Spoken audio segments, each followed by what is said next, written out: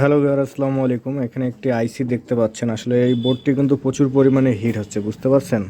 কিন্তু কোথায় হিট হচ্ছে এটা আসলে বোঝা যাচ্ছে না। তো এখানে একটা সিস্টেম, যেটা আমি এই যে দেখেন ব্রাশের থিনার নিছি। থিনার নেওয়ার পরে যে যে জায়গাটা হিট হচ্ছে বিভিন্ন জায়গায় দিয়েছি, দেখেন কোথাও কিন্তু কোনো সমস্যা নাই, থিনার শুকাচ্ছে না। কিন্তু এখন এই যে দেখেন এই আইসিটার উপর থিনার দিব, এই দেখেন শুকায় যাচ্ছে। তাহলে কি আমাদের এই আইসিটা গরম হচ্ছে? এই দেখেন। এটা বন্ধ।